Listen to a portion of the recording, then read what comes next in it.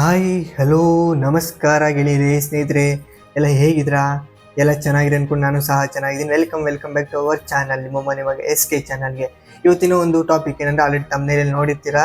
ಏನಂದರೆ ಆಂಜನೇಯ ಸ್ವಾಮಿ ಪಂಚಮುಖಿ ಅವತಾರ ಎತ್ತಲು ಕಾರಣ ಏನಾಯಿತು, ಮತ್ತು ಪಂಚಮುಖಿ ಅಂದರೆ ಯಾವುವು ಅನ್ನೋದ್ರ ಬಗ್ಗೆ ಒಂದು ವಿಡಿಯೋ ನಿಮಗೆ ಸಂಪೂರ್ಣವಾಗಿ ಅದರಲ್ಲಿ ಮೈನ್ ಪಾಯಿಂಟ್ಸ್ ಮಾತ್ರ ನಾನು ಈ ಒಂದು ವಿಡಿಯೋದಲ್ಲಿ ನಿಮ್ಗೆ ತಿಳಿಸ್ಕೊಡೋ ಅಂದ್ಬಿಟ್ಟು ಈ ಒಂದು ವಿಡಿಯೋ ಮಾಡ್ತಾಯಿದ್ದೀನಿ. ಮತ್ತು ಆ ಪಂಚಮುಖಿ ಆಂಜನೇಯ ಸ್ವಾಮಿನ ಪೂಜೆ ಮಾಡೋದ್ರಿಂದ ಏನೇನು ಲಾಭ ಇದೆ ಮತ್ತು ಹೆಂಗೆ ಪೂಜೆ ಮಾಡೋದು ಅನ್ನೋದ್ರ ಬಗ್ಗೆ ಸ್ವಲ್ಪ ಜನಕ್ಕೆ ಗೊತ್ತಿರಲ್ಲ, ಅಂಥವ್ರು ತಿಳಿಸ್ಕೊಂಡ್ಬಿಟ್ಟು ಈ ವಿಡಿಯೋ ಮಾಡ್ತಾ ಇದ್ದೀನಿ.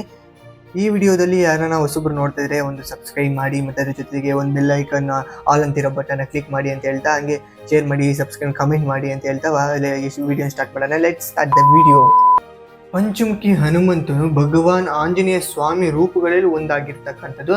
ಹಾಗೆ ಪಂಚಮುಖಿ ಹನುಮಂತನೆಂದರೆ ಯಾರು, ಮತ್ತು ಆ ಒಂದು 5 ವಿವಿಧ ಮುಖಗಳು ಯಾವ್ಯಾವು, ಮತ್ತು ಆ ಒಂದು 5 ಮುಖಗಳ ರೂಪಗಳು ಯಾವ್ಯಾವು, ಮತ್ತು ಈ ಒಂದು ಪಂಚಮುಖಿ ಅವತಾರ ಎತ್ತಲು ಕಾರಣವೇನಾಯಿತು ಅಂತಂತ ಹೇಳೋದಾದರೆ, ನಾನು ಸಿಂಪಲಾಗಿ ಒಂದು ಲೈನಲ್ಲಿ ಹೇಳ್ಬಿಡ್ತೀನಿ. ಅಂತಂದರೆ ಪಂಚಮುಖಿ ಅವತಾರ ಎತ್ತಲು ಫುಲ್ ಕಥೆಯಲ್ಲೇ ಹೇಳಲ್ಲ, ಒಂದು ಸಿಂಪಲ್ ಆಗಿ ಶ್ರೀರಾಮನ್ನ ಮತ್ತು ಲಕ್ಷ್ಮಣನ ಇವು ಒಂದು ಐರಾವಣ ರಾಕ್ಷಸ ಇರ್ತಾನ, ಆ ಒಂದು ಏನು ಮಾಡ್ತಾನಂದರೆ ಒಂದು ವಿದ್ಯೆನ ಕಲ್ತಿರ್ತಕ್ಕಂಥ ಈ ಒಂದು ರಾಕ್ಷಸ ಯಾರನ್ನ ಈ ಒಂದು ಶ್ರೀರಾಮನ್ನ ಮತ್ತು ಲಕ್ಷ್ಮಣನನ್ನ ಒಂದು ಮೋಡಿ ಮಾಡಿಬಿಟ್ಟು ಯಾವುದು ಪಾತಾಳ ಲೋಕಕ್ಕೆ ಕರ್ಕೊಂಡು ಹೋಗ್ತಾನಂತೆ.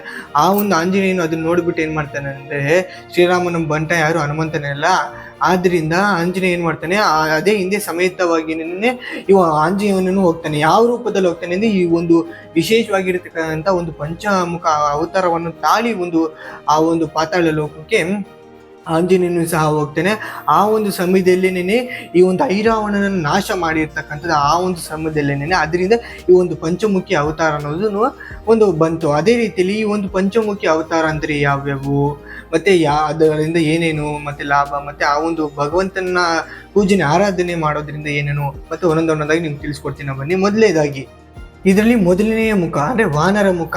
ಈ ಒಂದು ವಾನರ ಮುಖವು ಏನಂತಂದರೆ ಪೂರ್ವ ದಿಕ್ಕನ್ನು ಪ್ರತಿನಿಧಿಸುತ್ತೆ. ಅದೇ ರೀತಿಯಲ್ಲಿ ಈ ಒಂದು ವಾನರ ಮುಖ ಏನಂತಂದರೆ, ಈ ಒಂದು ಶತ್ರುಗಳ ವಿರುದ್ಧ ವಿಜಯವನ್ನು ಜಯಿಸಲು ಈ ವಾನರ ಮುಖವನ್ನು ತಾಳಿರ್ತಕ್ಕಂಥದ್ದು ಹನುಮಂತ. ಮತ್ತು ಎರಡನೆಯ ಮುಖ ಗರುಡ ಮುಖ.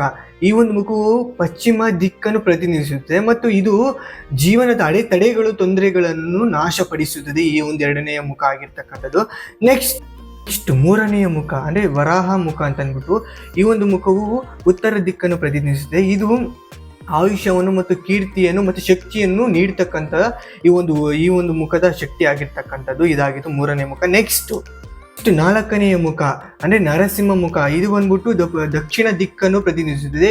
ಇದು ಬಂದ್ಬಿಟ್ಟು ನಮ್ಮ ಮನಸ್ಸಿನಲ್ಲಿರ್ತಕ್ಕಂಥ ಭಯಗಳನ್ನು ತೆಗೆದು ಹಾಕುತ್ತದೆ. ಈ ಒಂದು ಮುಖದ ಒಂದು ಪ್ರಭಾವ ಏನಂತಂದರೆ, ಯಾರೇ ಮನಸ್ಸಲ್ಲಿ ಏನೇ ಭಯ ಭೀತಿಗಳೇನಿರ್ಬೋದು ಅದನ್ನು ಹೊರಗಡೆಗೆ ತೆಗೆದುಹಾಕ್ಬಿಡುತ್ತದೆ ಅಂತ ಈ ಒಂದು ಮುಖದ ಅರ್ಥ ರೂಪವಾಗಿರುತ್ತೆ.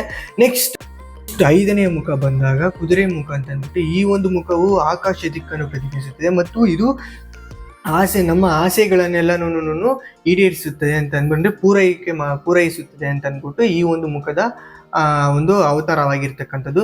ಇಷ್ಟು ಈ 5 ಮುಖಗಳ ಹೆಸರು, ಮತ್ತು ಈ ಒಂದು ಮುಖದಿಂದ ಒಂದೊಂದಕ್ಕೂ ಅವತಾರಕ್ಕಿರ್ತಕ್ಕಂಥ ಒಂದೊಂದು ಪ್ರಭಾವ ಏನೇನು ಅಂತ ಅಂದ್ಬಿಟ್ಟು ಹೇಳಿದೆ. ಮತ್ತು ಈ ಒಂದು ಪಂಚಮುಖಿ ಆಂಜನೇಯನ ಒಂದು ಪೂಜನೆ ಮಾಡೋದೇನೆಂದರೆ ಯಾವ ಥರ ವಿಧಾನ ಅಂತಂದರೆ, ಈ ಒಂದು ಪಂಚಮುಖಿ ಆಂಜನೇಯ ಅಂದರೆ ನಿಂತ್ಕೊಂಡಿರ್ತಕ್ಕಂಥ, ಕೂತಿರೋದಲ್ಲ, ನಿಂತ್ಕೊಂಡಿರ್ತಕ್ಕಂಥದ್ದು ಪಂಚಮುಖಿಯ ಅವತಾರ ಇರ್ತಕ್ಕಂಥ ಒಂದು ಫೋಟೋ ತೊಗೊಬೇಕು. ಆ ಫೋಟೋನ ತೊಗೊಂಡು ನಮ್ಮ ಮನೆ ಮುಂದೆ ಎಂಟ್ರೆನ್ಸ್ ಬಾಗಿಲಿರ್ತಲ್ಲ ಅದ್ರ ಮುಂದೆ ಒಳಗಡೆ ಎಲ್ಲ ಮುಂದೆ ಬಂದ್ಬಿಟ್ಟು ಆ ಒಂದು ಫೋಟೋನ ಹಾಕಿದ್ರೆ ನಿಮ್ಗೆ ಯಾರೇ ಮನೆ ಏನೇ ಮಾಡ್ತಿರ್ಬೋದು, ಏನೇ ಕಣ್ದೃಷ್ಟಿ ಇವೆಲ್ಲನೂ ಈಚೆನೇ ಹೋಗ್ಬಿಡ್ತದೆ, ನಿಮ್ಮ ಒಳಗಡೆ ಏನು ಎಫೆಕ್ಟ್ ಆಗಲ್ಲ. ಫಸ್ಟ್ ಪಾಯಿಂಟು, ಇದರಿಂದ ಲಾಭ ಆಗೋದು. ನೆಕ್ಸ್ಟ್ ಈ ಒಂದು ಭಗವಂತನ ಪೂಜೆ ಮಾಡೋದಂದರೆ, ಈ ಒಂದು ಪಂಚಮುಖಿ ಆಂಜನೇಯ ಎಲ್ಲಿರ್ತಾನೋ ಆ ಒಂದು ದೇವಸ್ಥಾನ ಮಂಗಳವಾರ ಆಗಲಿ ಅಥವಾ ಶನಿವಾರ ಆಗಲಿ ಆ ಒಂದು ದೇವಸ್ಥಾನಕ್ಕೆ ಹೋಗ್ಬಿಟ್ಟು ಎಣ್ಣೆ ಮತ್ತು ಆತನಿಗೆ ಇಷ್ಟವಾಗಿರೋ ಮತ್ತು ಈ ಚಂದನ ಗೊತ್ತಲ್ಲ, ಕೇಸರಿ ಕಲರು, ಮತ್ತು ಅದ್ರ ಜೊತೆಗೆ ರೆಡ್ ರೋಸ್ ಹೂವು. ಆ್ಯಕ್ಚುಲಿ ಈ ಒಂದು ನಮ್ಮ ಪೂಜೆ ಸೇಮ್ ಹೇಳಿದ್ದೆ ಅಲ್ಲಿ ಹನುಮಾನ್ ಚಾಲೀಸ ಹೆಂಗೆ ಹೋದಂತ ಆ ವಿಡಿಯೋ ಬೇಕಾದ್ರೆ ನೋಡಿ, ಹೋಗಿ ಇಲ್ಲಿ ಡಿಸ್ಕ್ರಿಪ್ಷನಲ್ಲಿ ಹಾಕಿರ್ತೀನಿ ನೋಡಿ.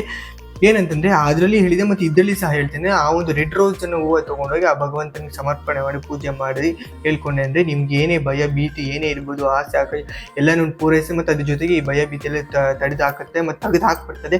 ಈ ಒಂದು ಪಂಚಮುಖಿ ಒಂದು ಮುಖಕ್ಕೆ ಇರ್ತಕ್ಕಂಥ ಪವರ್ಫುಲ್ ಆಗಿರ್ತಕ್ಕಂಥದ್ದು ಇದು.